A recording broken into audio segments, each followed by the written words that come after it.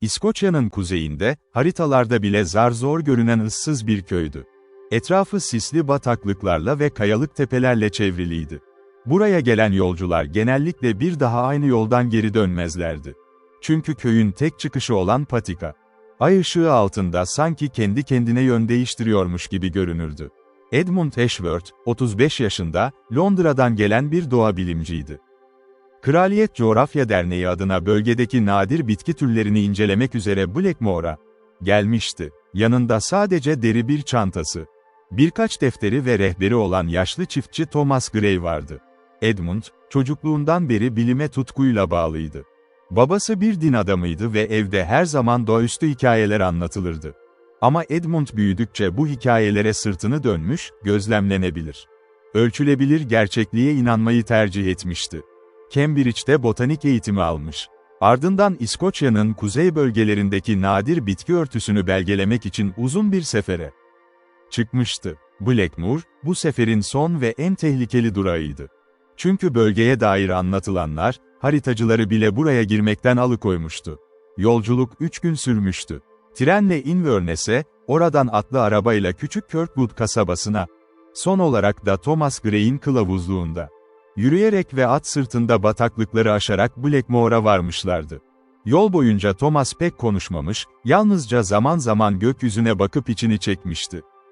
Edmund bu suskunluğu önce çekingenlikle, sonra bir tür önsezi olarak yorumlamıştı. "Buraya gelmemeliydiniz, Bay Ashworth," dedi Thomas, atının dizginlerini sıkıca tutarak. "Özellikle de bu ayda." "Neden ki?" diye sordu Edmund, kaşlarını çatarak. "Sadece birkaç haftalığına burada olacağım. Bataklık orkidelerini incelemem gerekiyor." Thomas cevap vermedi. Sadece gökyüzüne baktı, ay, olağan dışı bir şekilde kızıla çalan bir renk almıştı. Köylüler buna, "kanlı ay," derlerdi ve bu görüntü yılda yalnızca bir kez, en soğuk gecede ortaya çıkardı. Köye vardıklarında, Edmund'u karşılayan tek kişi handa çalışan genç bir kadın oldu, Isobel Kane. Uzun kızıl saçları, soluk teni ve tuhaf derecede eski moda giyinişiyle dikkat çekiyordu. Ona odasını gösterirken, sesi neredeyse fısıltı gibiydi. "Pencerenizi geceleri kapalı tutun, Bay Ashworth," dedi Isobel. "Ay yükseldiğinde, dışarıda gezinen şeyler var." Edmund gülümsedi, bunu köy batıl inançlarından biri sandı. Bilim adamı kimliği, doğaüstü olana karşı onu her zaman temkinli ama alaycı kılmıştı. Yine de o gece, uykuya dalmadan önce pencerenin mandalını kontrol etti. Handa akşam yemeği yerken, köyün diğer sakinleriyle de tanışma fırsatı buldu. Masalardan birinde oturan yaşlı papaz Bay Whitefield, kilise kayıtlarının çoğunun bir yüzyıl önce çıkan yangında yok olduğunu, ama bazı el yazması sayfaların hala mahzende saklandığını anlattı. Bir başka köylü, demirci Angus McTavish, geçen yıl kaybolan oğlundan söz ederken sesi titremiş. Sonra konuyu değiştirmişti. Edmund, bu insanların gözlerinde ortak bir şeyi fark etti. Korku değil, daha çok yorgun bir kabullenmişlik. Sanki yıllardır aynı acıyı taşımaktan bezmişlerdi. Yemekten sonra Edmund, defterine o günün gözlemlerini not ederken, hanın ocağının başında oturan Isobel'i izledi. Genç kadın örgü örüyor, ama gözleri sürekli pencereye kayıyordu. Edmund ona yaklaşıp yanına oturdu. "Angus'un oğlundan bahsettiler," dedi Edmund yavaşça. "Ne olmuş ona?" Isobel'in elleri bir an durdu. "Geçen yılki kanlı ayda kayboldu. Onu hiç bulamadılar. Sadece, ormanın kenarında, kanlı bir gömlek parçası buldular." Derin bir nefes aldı. "Burada herkesin kaybettiği biri vardır, Bay Ashworth. Benim de kız kardeşim, 10 yıl önce." Edmund'un içi burkuldu. "Neden bu kadar yıldır kimse bir şey yapmadı? Neden yardım istemediniz asker, polis, herhangi biri?" "Denedik," dedi Isobel, sesinde bir acılık vardı. "Edinburgh'dan gelen bir müfettiş, 15 yıl önce buraya geldi. Bir hafta sonra o da kayboldu. O günden sonra dışarıdan kimse ciddiye almadı bizi. Deli köylüler dediler. Batıl inançlı çiftçiler." Gözlerini Edmund'a dikti. "Belki de siz farklısınızdır. Belki bilim, inancın yapamadığını yapabilir." Bu sözler Edmund'un içinde tuhaf bir sorumluluk duygusu uyandırdı. O gece odasına çıkarken, artık sadece bir bitki bilimci olarak değil, bu köyün belki de son umudu olarak düşünmeye başlamıştı kendini. Gece yarısına doğru, uzaktan gelen bir uluma sesiyle uyandı. İlk başta bunun bir kurt olduğunu düşündü. Ama ses insana ait bir acının izlerini taşıyordu. Sanki biri hem hayvan hem de insan gibi haykırıyordu. Pencereden dışarı baktığında, ay tam tepedeydi ve kan kırmızısı bir ışıltıyla köyü aydınlatıyordu. Meydanın ortasında, iri cüsseli bir gölge 4 ayak üzerinde koşuyor. Sonra aniden 2 ayağı üzerinde doğrulup evlerin arasında kayboluyordu. Ertesi sabah Edmund, gördüklerini Thomas'a anlattı. Yaşlı adamın yüzü sertleşti. "Blackmore'un bir laneti vardır, Bay Ashworth," dedi alçak sesle. 100 yıl önce, buraya bir yabancı geldi, bir Fransız asilzade, Comte Laendevaren. Köyün kızlarından birine, güzel Margaret'e aşık oldu. Ama Margaret onu reddetti ve Comte, öfkeyle ormanın derinliklerindeki eski bir mağaraya çekildi. Orada kara büyü yıl uğraştığı söylenirdi. Bir gece, kanlı ayın altında ortadan kayboldu. O günden beri, her yıl aynı ay döndüğünde, köyden biri kaybolur. Edmund bu hikayeye inanmak istemedi, fakat gözleriyle gördüğü şeyi de açıklayamıyordu. Araştırmasını sürdürmeye karar verdi. Hem bitkileri incelemek hem de bu efsanenin ardındaki gerçeği bulmak istiyordu. Ertesi gün, kilisenin mahzenine indi. Papaz Whitefield, tereddütle de olsa, ona eski kayıtları gösterdi. Nemden sararmış sayfalar arasında, 1780'lere ait bir vaftiz kaydında Comte Laendavarenes'in adına rastladı. Bir başka sayfada ise, köyün eski hakiminin el yazısıyla şu satırlar yazılıydı. "Bu ay, 3. kayboluş gerçekleşti.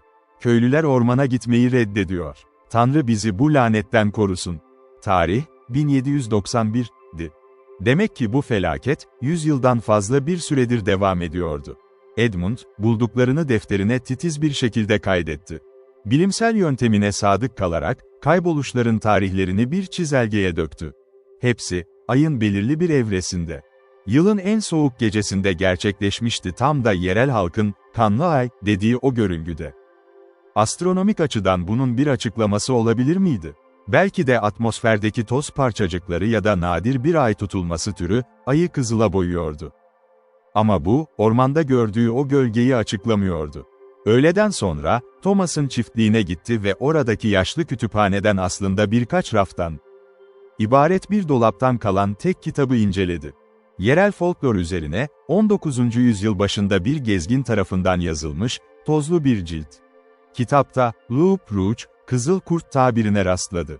Fransız kökenli bir efsaneye göre, büyük bir ihanetle ya da derin bir kederle lanetlenen ruhlar, ay ışığı altında yarı insan yarı canavar bir forma bürünürlermiş ve sonsuza dek kaybettikleri sevgiyi ararlarmış. Bu tanım, Thomas'ın anlattığı kont hikayesiyle ürkütücü derecede örtüşüyordu.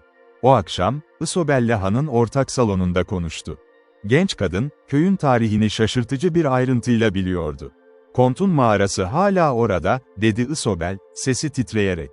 "Batı tepesinin arkasında, kayalıkların içinde. Kimse oraya yaklaşmaz. Söylenenlere göre, Kont hala orada yaşıyor ama artık insan değil. Ay onu değiştirmiş, bir canavara dönüştürmüş. Ve her kanlı ayda, kaybettiği aşkını arıyor. Genç kadınları kaçırıyor, onlar da Margaret'ı bulmaya çalışıyor." Edmund'un içine bir korku düştü, ama merakı daha ağır bastı. "Peki neden köylüler buradan gitmiyor? Toprak bize ait, Bay Ashworth. Atalarımızın kanı bu topraklarda. Kaçmak, teslim olmak demek." Isobel'in gözlerinde bir kararlılık vardı. "Ayrıca, lanetin bir sona ermesi gerekiyor. Belki de bu sefer." O gece geç saatlerde, Edmund uyuyamadı. Çantasından av tüfeğini çıkardı ve gümüş bir madalyon buldu Thomas'ın ona. "İşine yarayabilir," diyerek verdiği bir eşyaydı. Üzerinde eski bir haç işlemesi vardı. O gece, ay henüz tam kızıla dönmemişken, Edmund kendini rahat hissedip erkenden uyumaya çalıştı. Ama uykusu huzursuzdu. Rüyasında, sisli bir ormanda koşan bir kadın gördü, uzun beyaz elbisesi dallara takılıyor. Arkasından gelen ağır adımların sesi giderek yaklaşıyordu. Kadın döndüğünde yüzü Isobel'e benziyordu, ama gözleri boştu. Sanki ruhu çoktan çekilip gitmişti bedeninden. Edmund, ter içinde uyandığında, saatin gece yarısını gösterdiğini gördü. Sabah olduğunda, hanın kapısına vurulduğunu duydu. Köylüler toplanmış, endişeli sesler yükseliyordu. Genç bir kız, çiftçi ailesinin kızı Eleanor, geceleyin kaybolmuştu. Yatağı boştu, penceresi ise dışarıdan zorlanarak açılmıştı. Çerçevesinde kalın, siyah pençe izleri vardı. Edmund, artık bilim adamı kimliğini bir kenara bırakıp harekete geçmeye karar verdi. Meydanda toplanan köylülere seslendi. "Bu sefer farklı olacak," dedi, sesi titrese de kararlılığını gizleyemiyordu. "Artık kaçmayacağız. Kim benimle gelmek ister?" Bir sessizlik oldu. Sonra Thomas öne çıktı. Ardından demirci Angus MacTavish'oğlunu kaybetmiş adam av tüfeğini omzuna asarak katıldı. İki genç çiftçi daha, gözlerinde hem korku hem de bir tür intikam ateşiyle, gruba dahil oldu. Isobel de gelmek istedi, ama Edmund onu durdurdu. "Sen burada kal. Eleanor'un ailesine yardım et, köyü hazırla. Eğer başaramazsak, birilerinin bu hikayeyi anlatması gerekecek." Isobel'in gözlerinde bir itiraz parladı, ama sonunda başını salladı.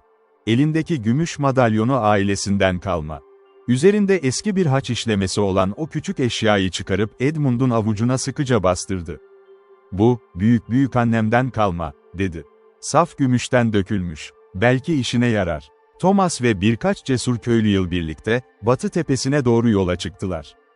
Sis o kadar yoğundu ki, birbirlerini ancak birkaç adım öteden görebiliyorlardı.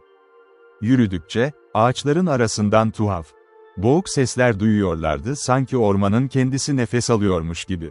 Angus, elindeki feneri sıkıca tutarak önden yürüdü. Oğlunun izini bulma umudu, korkusundan daha ağır basıyordu içinde. Yolun yarısında, ağaçlara asılı çürümüş kurdele parçaları ve küçük kemikler buldular köylülerin yıllar önce bıraktığı adaklar. Canavarı yatıştırmak için yapılmış boşuna teklifler. Edmund bunları görünce, bu köyün ne kadar uzun süredir bu dehşetle yaşadığını bir kez daha kavradı. Mağaraya ulaştıklarında, girişte tuhaf semboller oyulmuş taşlar buldular. İçeriden, hem inleme hem de hırıltı gibi sesler geliyordu. Edmund, elindeki fenerle içeri adım attı, Thomas ve diğerleri onu izledi. Mağaranın derinliklerinde, eski, çürümüş kumaşlar içinde, İnsan kemikleriyle çevrili bir taş sunak vardı. Ortasında ise Eleanor, baygın ama hayatta, zincirlere bağlı yatıyordu. Ve onun yanında, gölgelerin içinden yavaşça ortaya çıkan bir varlık, yarı insan, yarı canavar. Uzun pençeleri ve kıpkırmızı gözleriyle Comte Laen de Varenes'in laneti gerçek oluyordu.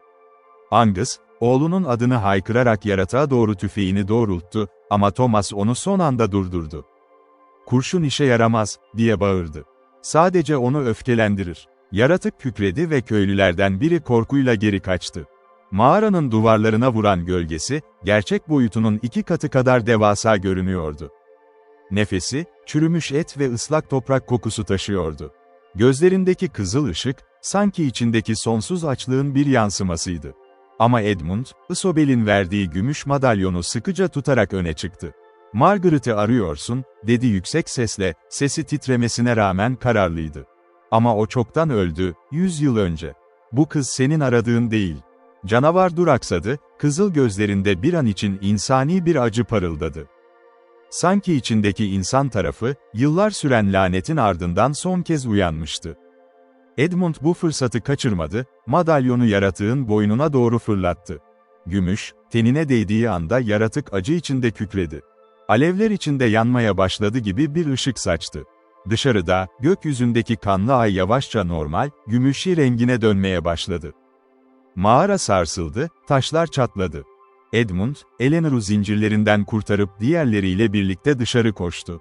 Tam mağara çökmeden önce, mağaradan çıktıklarında, Angus dizlerinin üzerine çöktü ve sessizce ağladı. Oğlunu bulamamış olsa da, en azından başka hiçbir ailenin aynı acıyı yaşamayacağını biliyordu artık. Thomas, Edmund'un omzuna elini koydu ve hiçbir şey söylemeden, gözlerindeki minnettarlıkla her şeyi anlattı. Sabah güneşi doğduğunda, Blackmoor köyü, 100 yıllık lanetten nihayet kurtulmuştu. Köylüler bunu kutlarken, Isobel Edmund'a yaklaştı, gözlerinde bir şükran ifadesiyle. "Biliyordum," dedi yavaşça. "Biliyordum ki bir gün biri gelip bu laneti bozacak." Edmund gülümsedi ama içinde hala bir soru vardı. "Sen bunca şeyi nasıl biliyordun, Isobel?" Genç kadın, uzun bir sessizlikten sonra, boynundaki eski, solmuş bir madalyonu gösterdi, üzerinde, "Margaret Kane," yazıyordu. "Çünkü ailem, Comte'un aşık olduğu kadının soyundan geliyor," dedi. Bu lanet, bizim de kanımızda taşıdığımız bir yüktü. Edmund, köyden ayrılmadan önce son bir kez kilise mezarlığına uğradı. Complain de Varenes'in ve Margaret Caney'in adlarının, artık aynı taşa kazınmasını istemişti köylüler. 100 yıl süren bir düşmanlığın, sonunda bir tür barışla son bulması gerektiğine inanıyorlardı. Isobel, ailesinin adını taşıyan o eski madalyonu mezarın üzerine bıraktı. "Artık huzur bulsunlar," dedi sessizce. İkisi de, kendi yollarında, birbirlerini çok sevmişlerdi sanırım. Sadece kader onlara acımasız davrandı. Edmund, birkaç hafta sonra Londra'ya geri döndüğünde, çantasında bataklık orkideleri örnekleri değil, ama hayatı boyunca unutamayacağı bir hikaye taşıyordu. Kraliyet Coğrafya Derneği'ne sunduğu raporda, Blackmore'daki olayları elbette anlatmadı. Kimse ona inanmazdı, üstelik bilimsel itibarını da riske atardı. Bunun yerine, bölgenin bitki örtüsüne dair sıradan bir rapor yazdı ve gerçek hikayeyi yalnızca özel günlüğüne, kimsenin okumayacağını umduğu sayfalara emanet etti. Isobel'le mektuplaşmaya devam ettiler. Bir yıl sonra, Edmund tekrar Blackmore'u ziyaret ettiğinde, köyün değiştiğini gördü. İnsanların yüzünde artık o eski, yorgun korku yoktu. Çocuklar meydanda oynuyor, kadınlar pencerelerini geceleri açık bırakmaktan çekinmiyordu. Angus MacTavish, oğlunun anısına küçük bir anıt dikmiş. Her kanlı ay gecesindeki artık sadece gökyüzünün doğal bir görüntüsünden ibaretti mumlar. Yakıyordu. Edmund ile Isobel, o yıl sonunda evlendiler ve Edmund, Londra'daki hayatını geride bırakıp Blackmore'a yerleşti. Doğa bilimci kimliğini hiç kaybetmedi. Ama artık bilirdi ki, dünyada ölçülüp tartılamayan, yalnızca inanç ve cesaretle anlaşılabilen şeyler de vardı. Ve her yıl, ay yeniden o eski kızıl rengini andıran soluk bir tonla doğduğunda, Edmund pencereden dışarı bakar, karısının elini tutar ve içinden geçirirdi. Bazı laneteler, ancak sevgiyle ve gerçeği aramaktan korkmayan yüreklerle kırılabilir. Blackmore artık sadece bir korku hikayesinin geçtiği yer değil.